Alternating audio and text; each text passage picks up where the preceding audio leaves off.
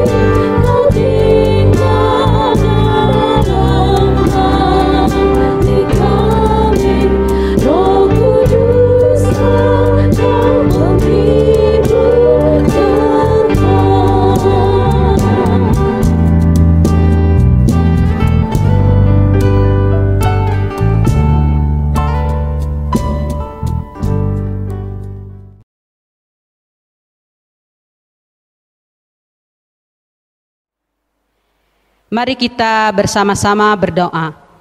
Bapa kami yang penuh kasih, saat ini kami datang kepadamu dengan membawa segala keberadaan hidup kami.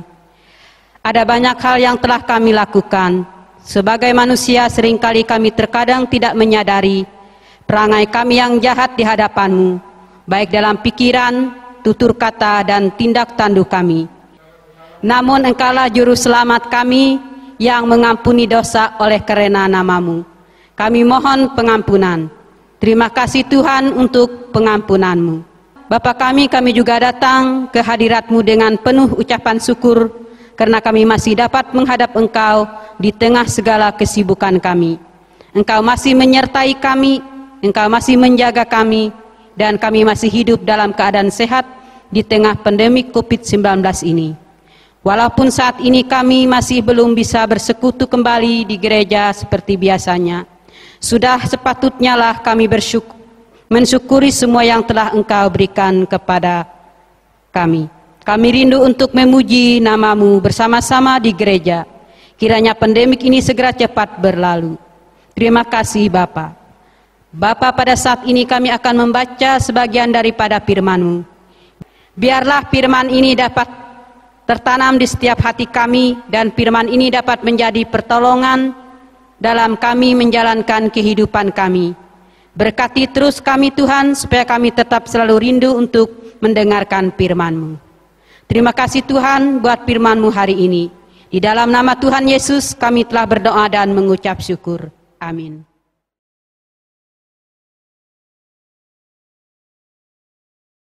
Marilah kita mendengar firman Allah yang tertulis dalam kitab Yosua, pasalnya yang ketiga, ayatnya yang ke-7 sampai ayatnya yang ke-17 sesuai dengan nas Almanak GKE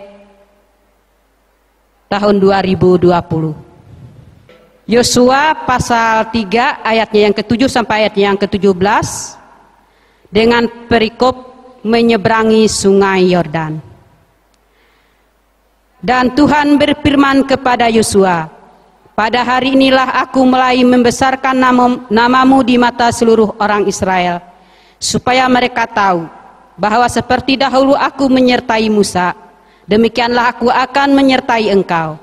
Maka kau perintahkanlah kepada para imam pengangkat tabut perjanjian itu demikian. Setelah kamu sampai ke tepi air sungai Yordan, haruslah kamu tetap berdiri di sungai Yordan itu. Lalu berkatalah Yosua kepada orang Israel, datanglah dekat dan dengarkanlah firman Tuhan Allahmu. Lagi kata Yosua, dari hal inilah akan kamu ketahui bahwa Allah yang hidup ada di tengah-tengah kamu, dan bahwa sungguh-sungguh akan dihalaunya orang Kanaan, orang Het, orang Hewi, orang Peris, orang Girgasi, orang Amori, dan orang Yebus itu dari depan kamu. Sesungguhnya tabut perjanjian Tuhan semesta bumi berjalan menyeberangi di depan kamu, masuk ke sungai Yordan. Maka sekarang pilihlah 12 orang dari suku-suku Israel, seorang dari tiap-tiap suku. Segera sesudah kaki para imam pengangkat tabut Tuhan semesta bumi berhenti di dalam air sungai Yordan, maka air sungai Yordan itu akan terputus. Air yang turun dari hulu akan berhenti mengalir menjadi bendungan. Ketika bangsa itu berangkat dari tempat perkemahan mereka untuk menyeberangi sungai Yordan, para imam pengangkat tabut perjanjian itu berjalan di depan bangsa itu. Segera sesudah para pengangkat tabut itu sampai ke sungai Yordan, dan para imam pengangkat tabut itu mencelupkan kakinya ke dalam air di tepi sungai itu. Sungai Yordan itu sebak sampai meluap sepanjang tepinya selama musim menuai. Maka berhentilah air itu mengalir. Air yang turun dari hulu melonjak menjadi bendungan jauh sekali di dekat Adam, kota yang terletak di sebelah Sartan. Sedang air yang turun ke laut Araba itu, yakni laut asin, terputus sama sekali. Lalu menyeberanglah bangsa itu di tentangan Yeriho. Tetapi para imam pengangkat tabut perjanjian Tuhan itu tetap berdiri di tanah yang kering, di tengah-tengah sungai Yordan. Sedang seluruh bangsa Israel menyeberangi di tanah yang kering, sampai seluruh bangsa itu selesai menyeberangi sungai Yordan. Yang berbahagia ialah mereka yang mendengarkan firman Allah dan memeliharanya.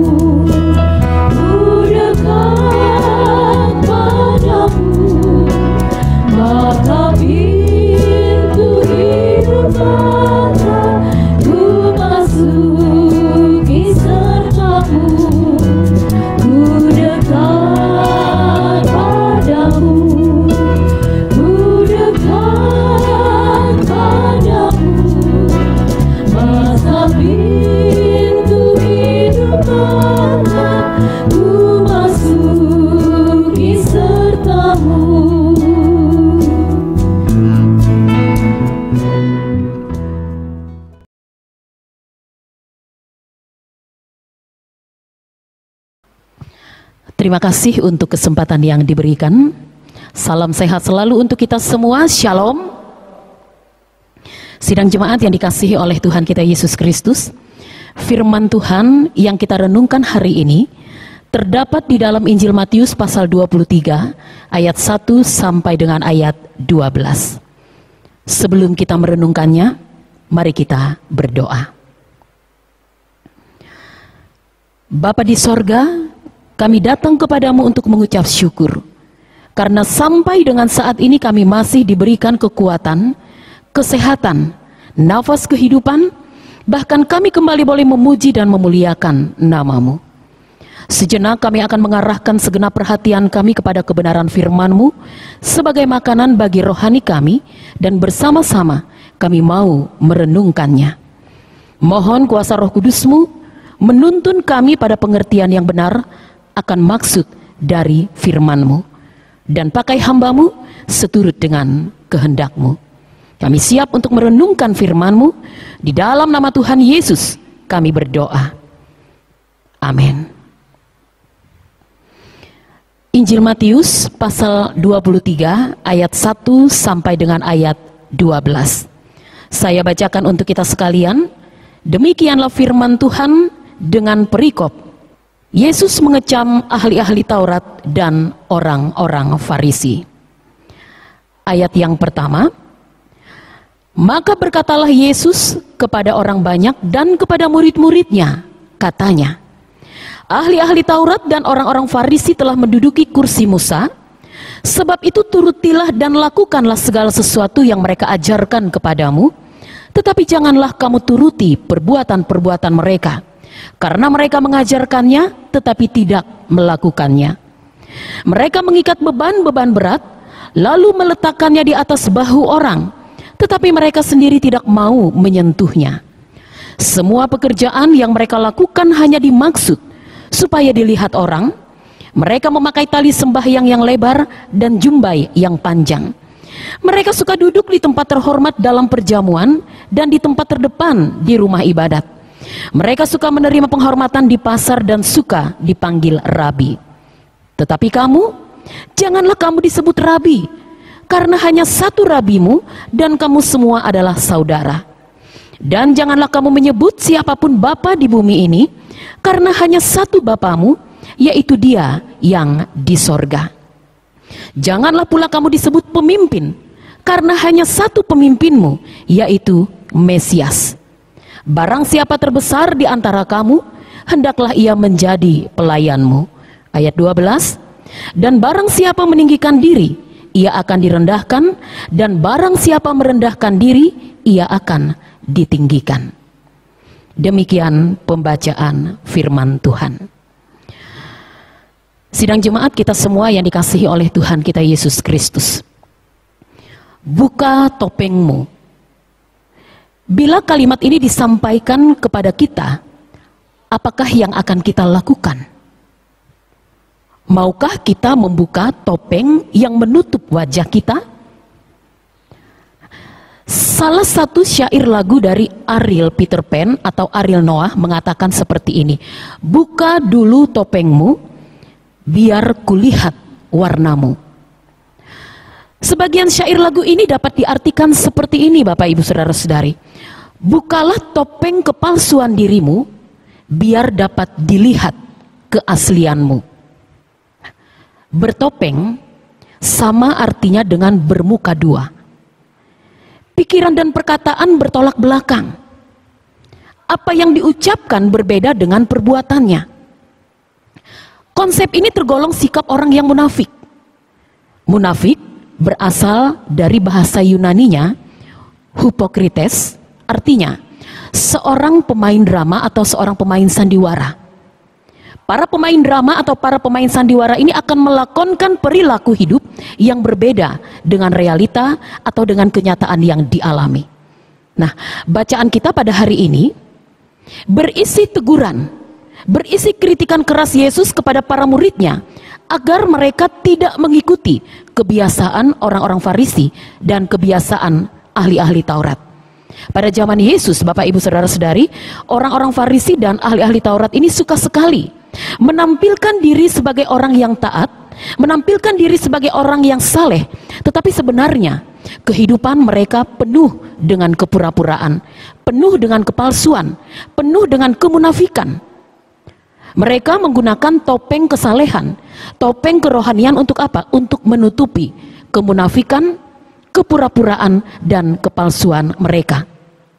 Sebenarnya mereka ini sangat luar biasa. Dalam hal apa? Dalam hal mengajarkan, dalam hal menafsirkan, dalam hal memahami Alkitab dan juga Taurat. Tetapi sayang, hal ini tidak selaras dengan perbuatan mereka. Mereka hanya bisa mengajar orang lain, tetapi mereka sendiri tidak melakukan apa yang mereka ajarkan. Jadi pelayanan hanya mereka jadikan topeng belaka. Oleh sebab itu Tuhan Yesus berkata di dalam ayatnya yang ketiga dari bacaan kita ini, sebab itu turutilah dan lakukanlah segala sesuatu yang mereka ajarkan kepadamu, tetapi janganlah kamu turuti perbuatan-perbuatan mereka. Karena apa? Karena mereka mengajarkannya tetapi tidak melakukannya. Nah, hidup dalam kemunafikan, hidup dalam kepura-puraan, hidup dalam kepalsuan adalah tanda bahwa seseorang itu tidak sungguh-sungguh bertobat dan tidak memiliki hati yang sungguh-sungguh takut akan Tuhan, Bapak Ibu Saudara-saudari.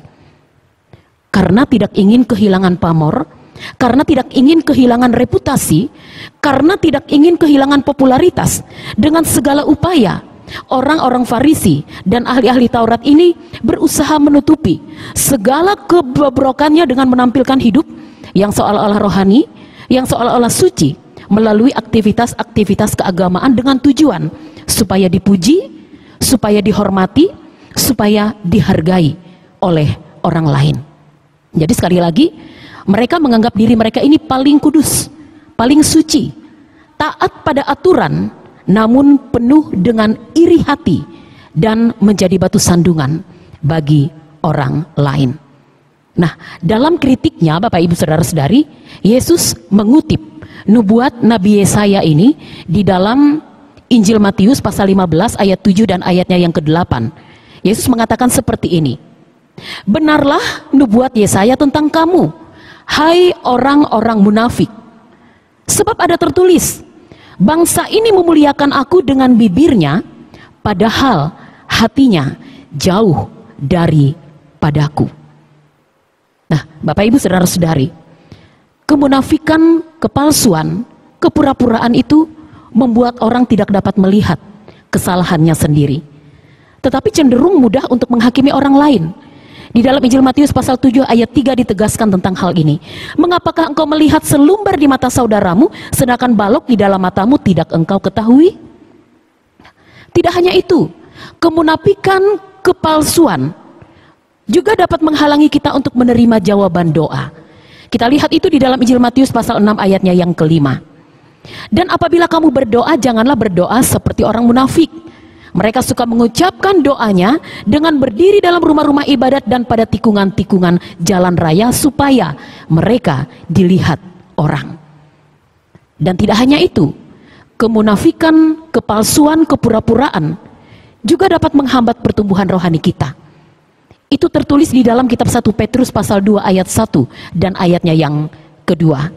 "Karena itu buanglah segala kejahatan, segala tipu muslihat dan segala macam kemunafikan, kedengkian dan fitnah. Dan jadilah sama seperti bayi yang baru lahir, yang selalu ingin akan air susu yang murni dan yang rohani, supaya olehnya kamu bertumbuh dan beroleh keselamatan." Nah, Bapak Ibu Saudara-saudari, kita semua yang dikasihi oleh Tuhan kita Yesus Kristus, firman Tuhan hari ini memberikan inspirasi bagi kita untuk berefleksi dengan melihat realitas, dengan melihat kenyataan kehidupan kita setiap hari. Yang pertama, sejauh manakah kita memuliakan Allah melalui hidup kita, Bapak Ibu Saudara-saudari? Memuliakan Allah hanya dengan bibir saja itu tidak pernah cukup. Memuliakan Allah dengan puji-pujian, dengan rajin beribadat, dan dengan taat pada aturan-aturan agama tidaklah bermanfaat jika kita penuh dengan iri hati, penuh dengan kebencian kepada orang lain. Bahkan Yesus mengkritik orang-orang Farisi dan ahli-ahli Taurat karena hal ini. Merenungkan hal ini, kita seharusnya dapat menjauhkan diri kita dari sifat-sifat sedemikian. Kepalsuan, kepura-puraan, kemunafikan merupakan perbuatan yang memang tidak dilihat oleh mata jasmani manusia. Namun tidak demikian dengan Tuhan. Tuhan mampu melihat sampai ke kedalaman hati kita.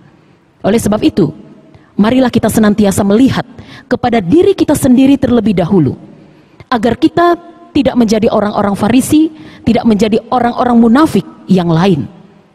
Hendaknya Bapak Ibu Saudara-saudari, kita melakukan suatu kebaikan dalam hidup ini bukan untuk dipuji orang, bukan agar dapat dilihat orang, bukan supaya perbuatan baik yang kita lakukan itu dihargai atau dihormati, melainkan karena apa? Karena perbuatan itu sungguh amat baik di mata Tuhan untuk dilakukan. Sebab itulah cara yang benar untuk memuliakan Allah melalui hidup kita.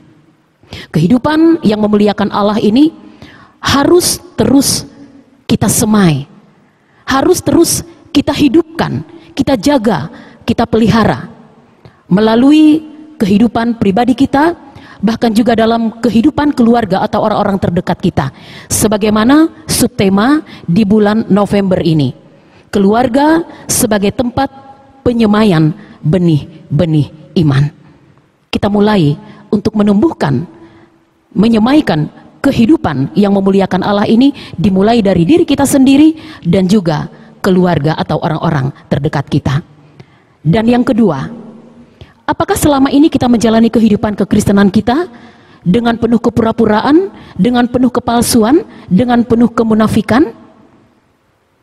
Kita harus ingat, bersandiwara tempatnya itu di atas panggung sandiwara, bukan dalam hidup keseharian kita, bukan dalam kenyataan hidup sehari-hari kita. Nah, oleh sebab itu sebagai orang percaya, kita harus konsisten antara apa yang kita percayai dengan siapakah kita dalam Kristus. Artinya apa? Artinya kalau kita mengaku kita percaya kepada Tuhan Yesus sebagai Tuhan dan Juru Selamat kita, maka mari kita hidupkan apa yang kita percayai itu di dalam diri kita. Tuhan Yesus menyempurnakan firman-Nya dan memberkati kita. Amin untuk firman Tuhan.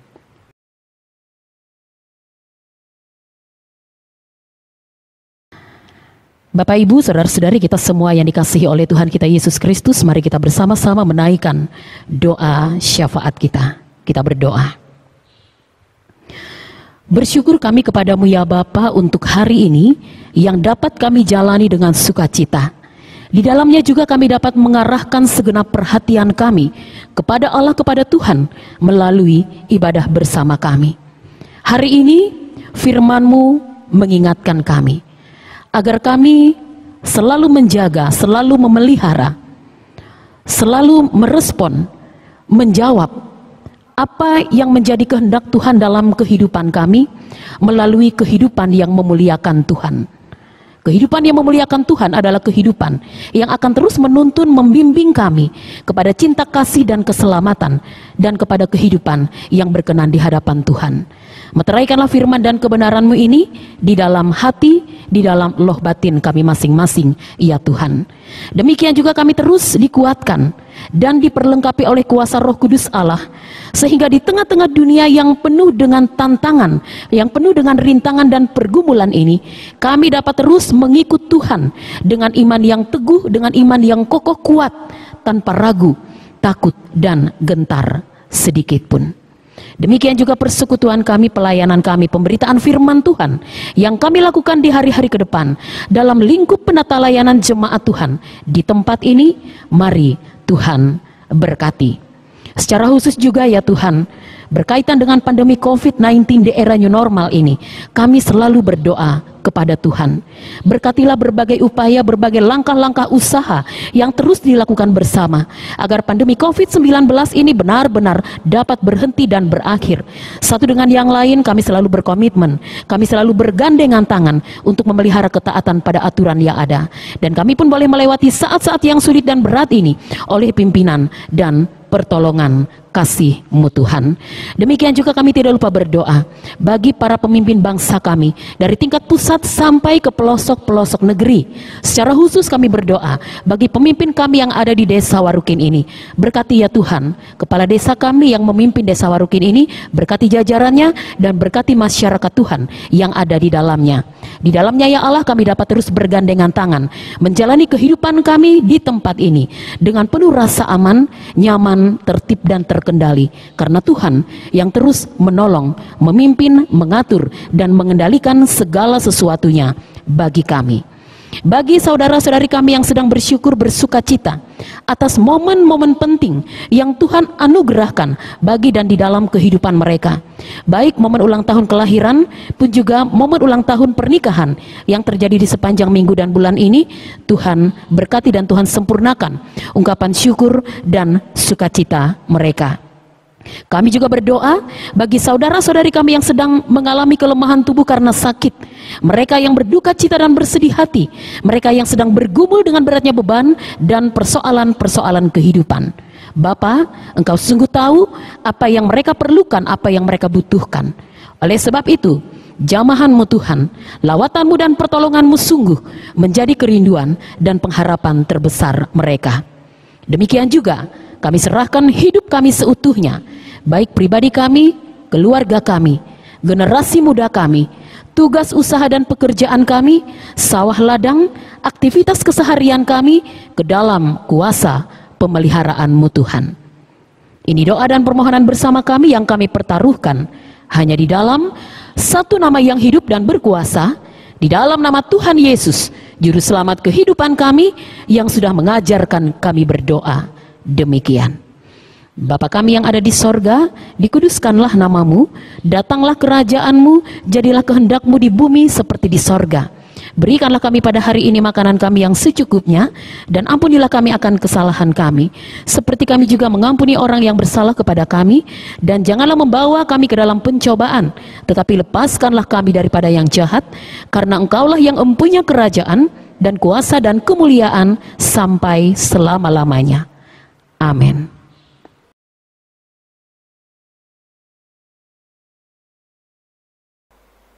Sampailah kita pada persembahan.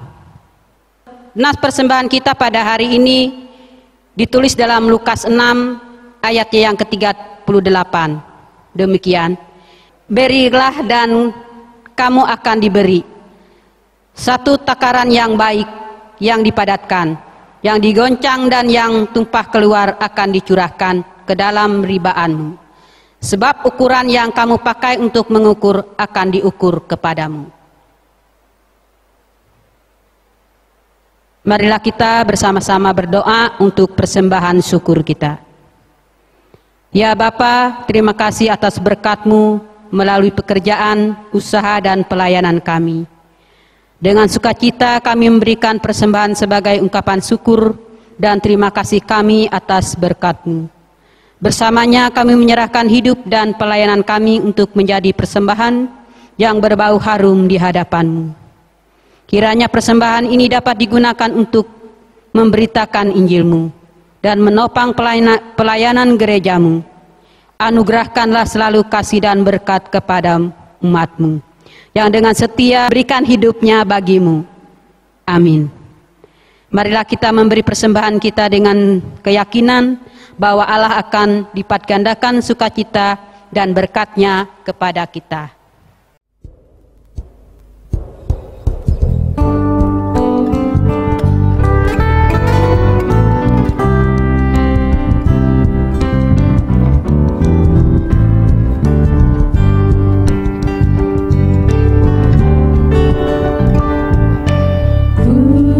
Memanggilmu, hai dengarlah, apapun yang terbaik ya berikanlah, dan jangan kau kejar murka semu, muliakan saja Yesus Tuhanmu. Tiap karya diberkatinya,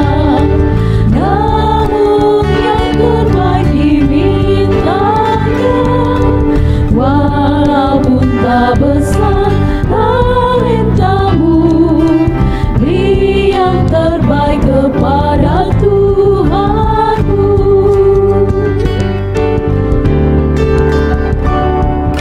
Sanjungan dunia jauhkanlah, dan jangan kau dengar godaannya. Layani Tuhanmu dalam jerih, dalam hidupmu yang telah kau beri. Tiap karya diberkatinya, namun yang terbaik dimintanya. Walaupun tak besar talentamu, beri yang terbaik kepada Tuhanmu. Tiap karya diberkatinya, namun yang terbaik dimintanya. Walaupun tak besar talentamu, beri yang terbaik kepada Tuhanmu.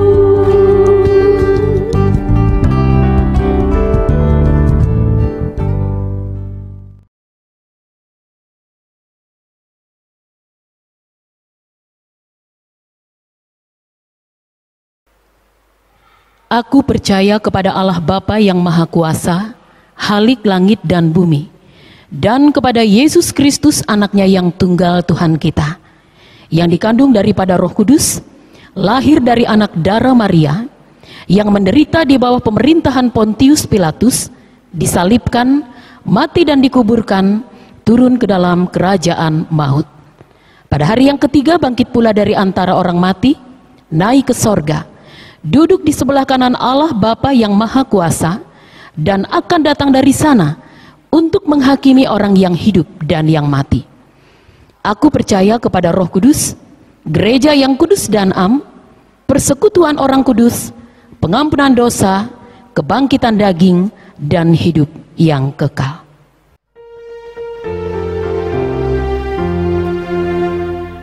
Haleluya, haleluya, haleluya.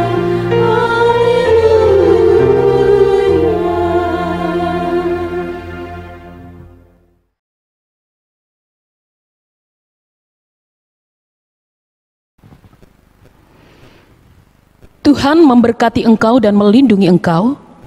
Tuhan menyinari engkau dengan wajah-Nya dan memberi engkau kasih karunia. Tuhan menghadapkan wajah-Nya kepadamu dan memberi engkau damai sejahtera.